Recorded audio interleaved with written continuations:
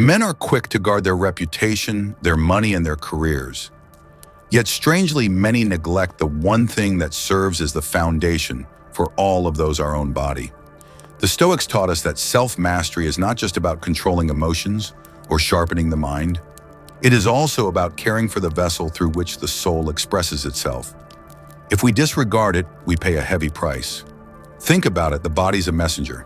When blood doesn't flow well, when stress accumulates, when we abuse ourselves with reckless habits, our body speaks. Sometimes in a whisper, sometimes in a shout. Too often men ignore those signals out of pride or shame, pretending they don't matter. Marcus Aurelius once reminded himself, "Do not despise the body, for it too is part of nature's design." To ignore its needs is not Stoic strength, it is negligence disguised as toughness. And here's the paradox. The very signs of vitality we dismiss: the strength of our desire, the steadiness of our energy, the resilience of our health, are like the canary in the coal mine. They foretell deeper issues, just as the Stoics warned that vice in small things grows into ruin in great ones. So tonight I want to share lessons drawn from both modern science and timeless Stoic wisdom, 10 ways men sabotage themselves, and how discipline, moderation, and awareness can restore not only health, but dignity. Stay with me. The final lesson may change how you see yourself forever.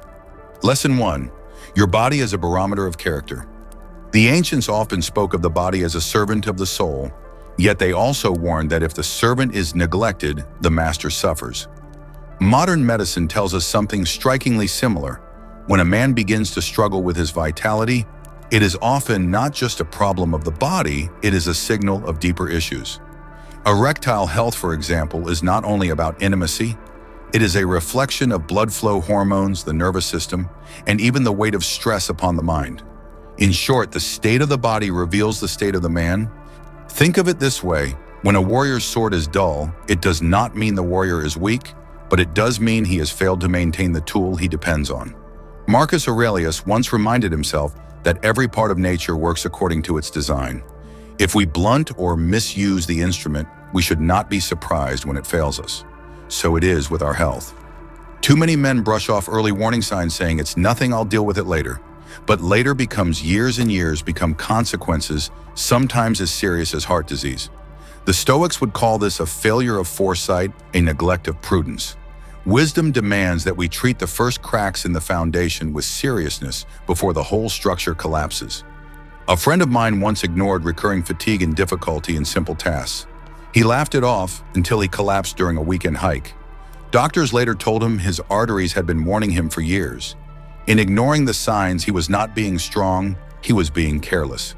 Strength is not in denial, it is in disciplined awareness.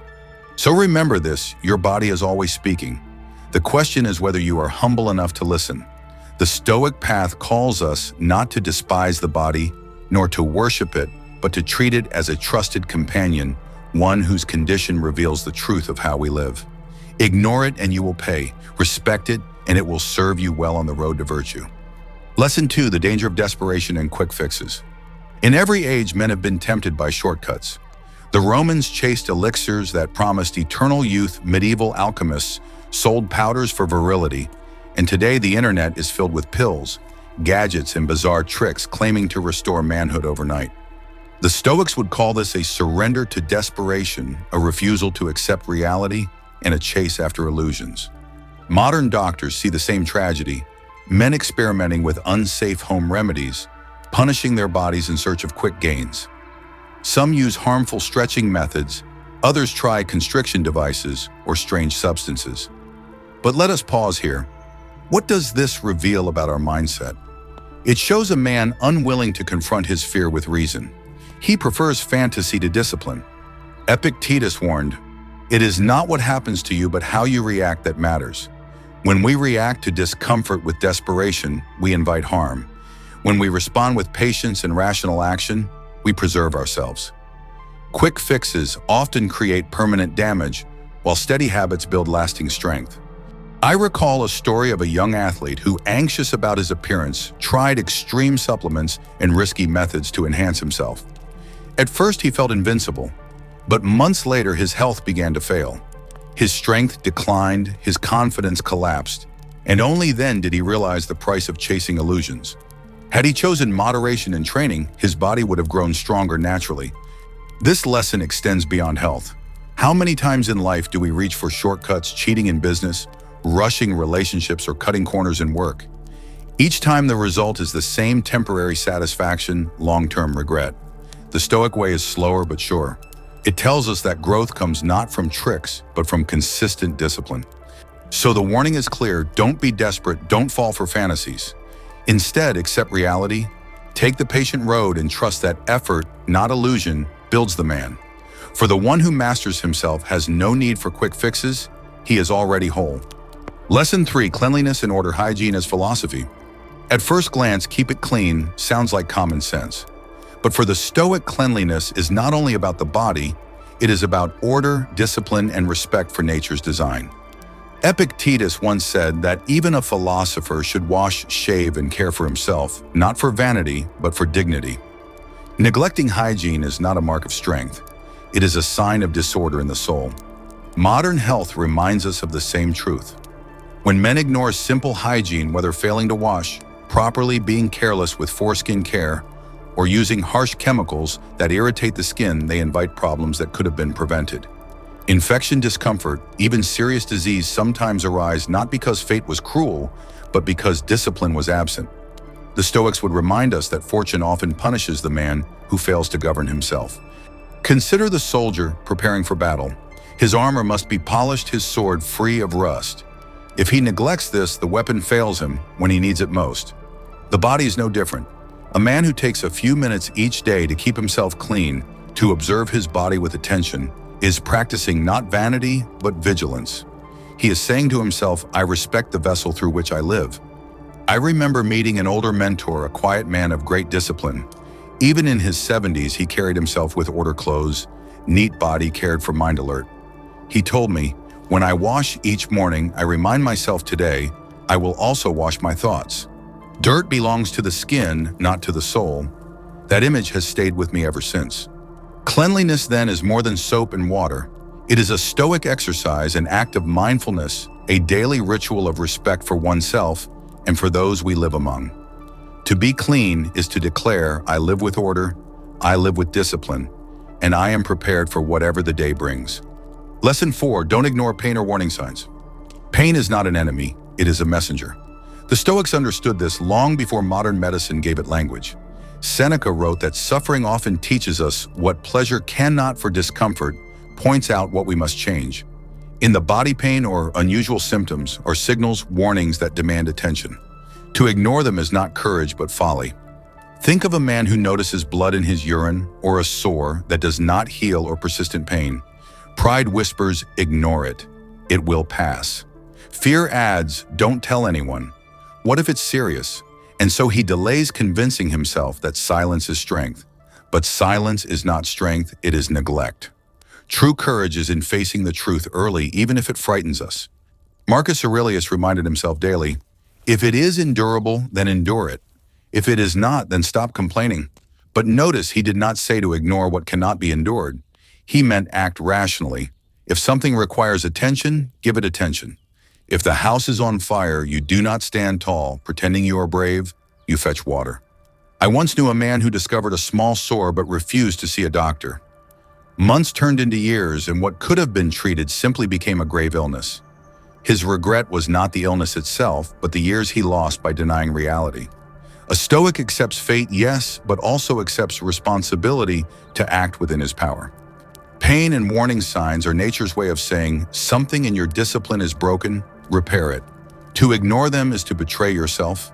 To acknowledge them is to honor life. The lesson is simple: face discomfort, early act with reason, and remember that strength is not pretending nothing is wrong. Strength is seeking help when wisdom demands it. Lesson 5: Discipline and pleasure, staying in control. Pleasure is a gift of nature, but like fire, it must be managed with discipline or it will consume us. The Stoics were never enemies of pleasure.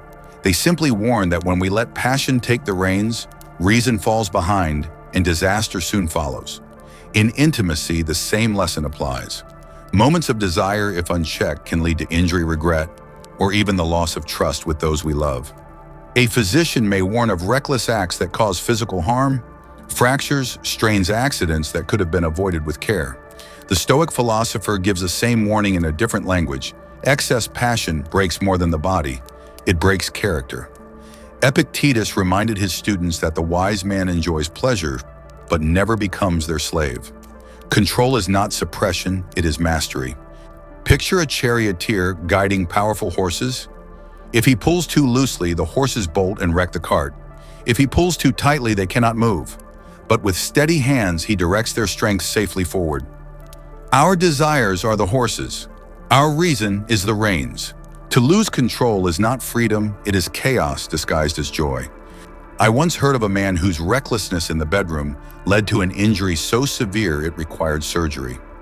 His sorrow was not only the pain, but the knowledge that a moment's carelessness had stolen from him what discipline could have preserved.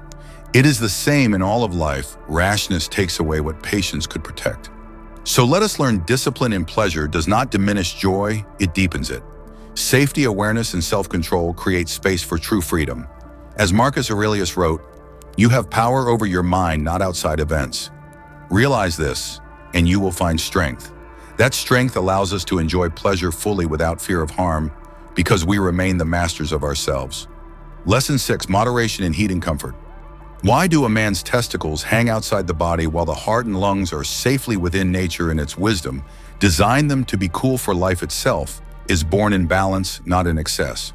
Yet how often do we expose ourselves to extremes of heat, hot tubs, saunas, laptops on our laps without thought of consequence? Modern medicine warns that constant heat damages fertility and weakens vitality. The Stoics, though lacking biology textbooks, issued the same warning in moral terms: indulgence in comfort weakens the spirit. Seneca wrote about the Romans who spent hours in steamy bathhouses, emerging languid and unfit for hardship. He criticized not the bath itself, but the excess, the surrender to luxury that dulled their resilience. Comfort, when overindulged, makes us fragile. Hardship, when practiced in moderation, makes us strong. Think of the soldier who trains in the cold rain. He learns endurance, while the one who hides in the warm barracks grows soft. In our time, luxury surrounds us in ways the ancients could not imagine. Heated cars, climate-controlled homes, endless entertainment, all useful, but all dangerous if we forget that strength is forged in discomfort. A friend once told me he couldn't fall asleep without the heat cranked high and his phone glowing inches from his body. Over the years, his health suffered not from fate, but from habits of indulgence. Small comforts had stolen his energy little by little. The Stoic answer is not to reject warmth, but to use it wisely. Enjoy the sauna, but not daily. Sit with your laptop, but with awareness. Embrace comfort, but practice voluntary discomfort, often cold showers, long walks in winter, fasting when food is abundant. In these small acts, we remind ourselves the body thrives in balance, not in indulgence. So remember, too much heat weakens both body and will. To live as a Stoic is to seek moderation, to train the body in resilience, and to let nature, not luxury, dictate our strength. Lesson 7. Be gentle, don't abuse what you depend on.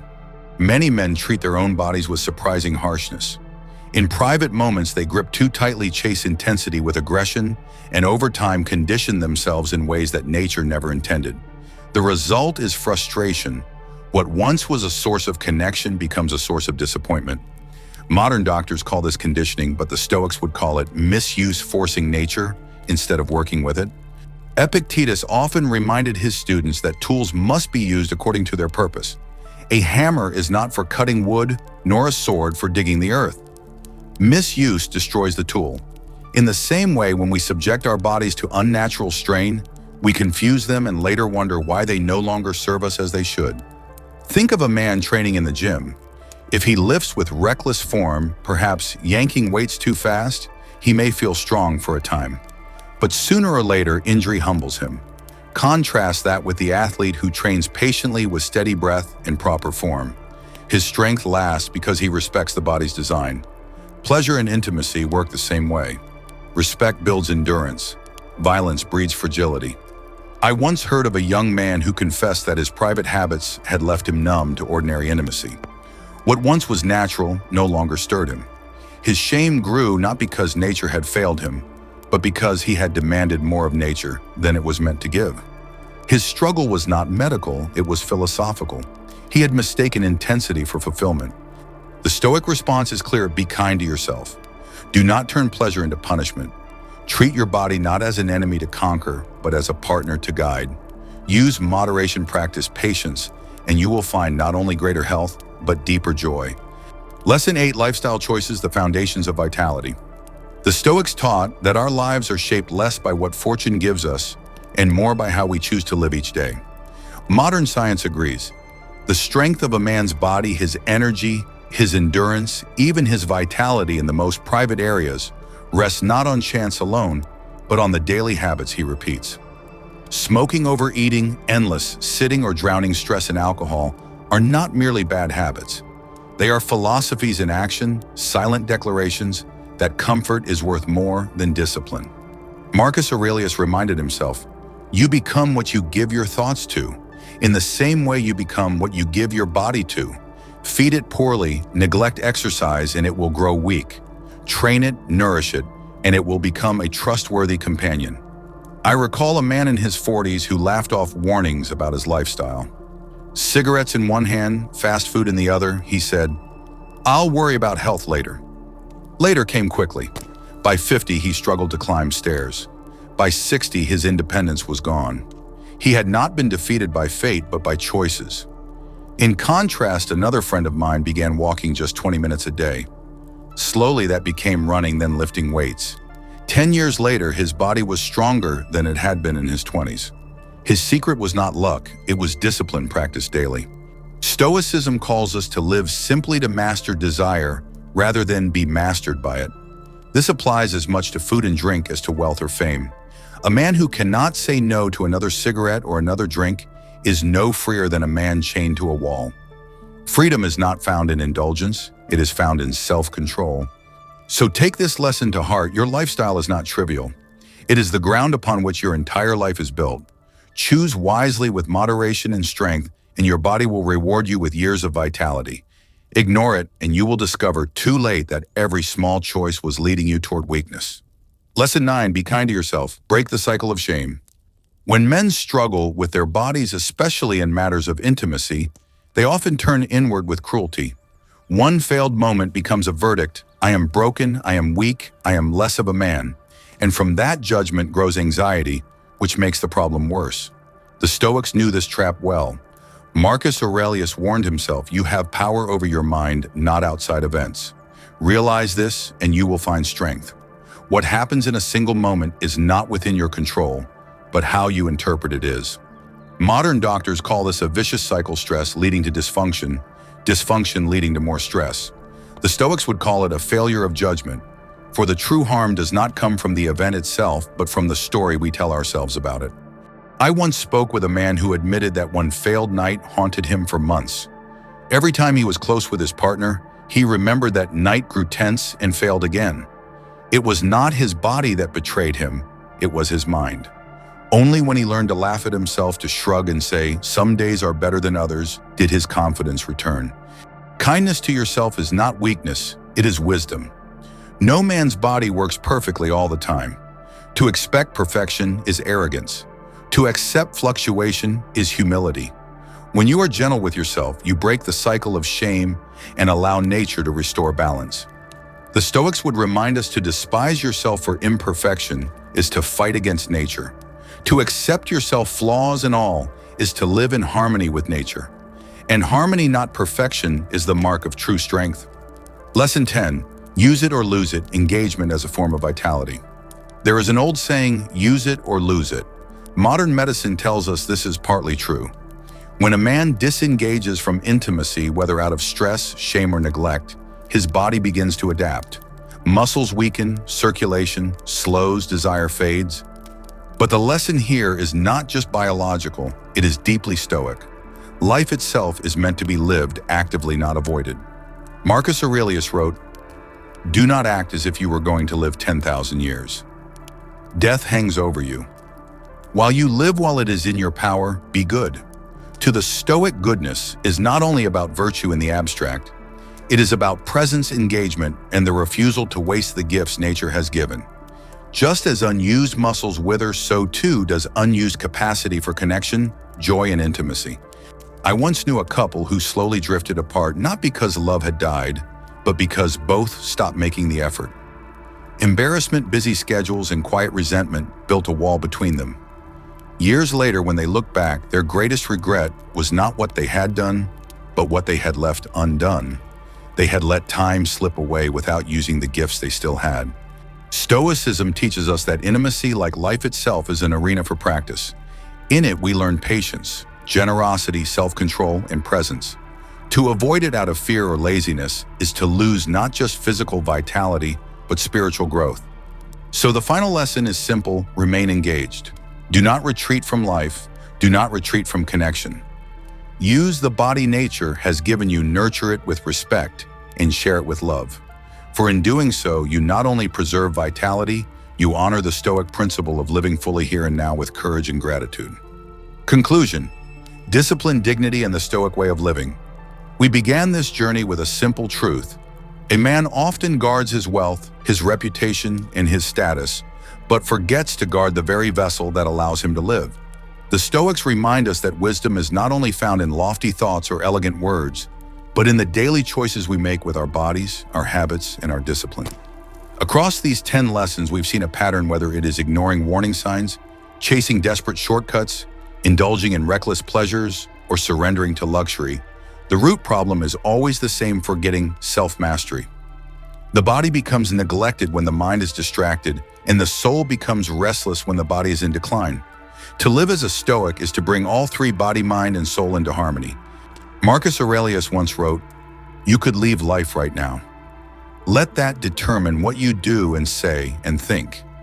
If that reminder were always before us, would we waste our strength in indulgence? Would we ignore pain until it destroys us? Would we surrender to shame when one night goes poorly? Or would we instead choose discipline, humility, and awareness, treating every day as a chance to practice virtue?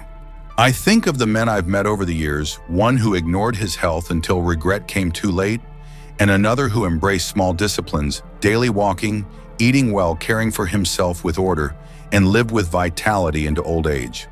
The difference between them was not luck, it was philosophy in action. That is the challenge I leave you with. Do not see these 10 lessons as medical advice alone, but as Stoic exercises. Cleanliness is not just hygiene, it is order. Control and pleasure is not just safety, it is discipline. Listening to pain is not just caution, it is courage. And living with vitality is not just biology, it is gratitude for life itself. The Stoic life is not about rejecting the body nor worshiping it, but respecting it. It is about treating the body as a companion on the path to wisdom, keeping it strong enough to serve the soul, and disciplined enough to remind us of virtue. So let us guard our health as carefully as we guard our thoughts. Let us honor the body as part of nature's design. And above all, let us live not in neglect or shame, but in awareness, dignity, and strength, for that is the Stoic way.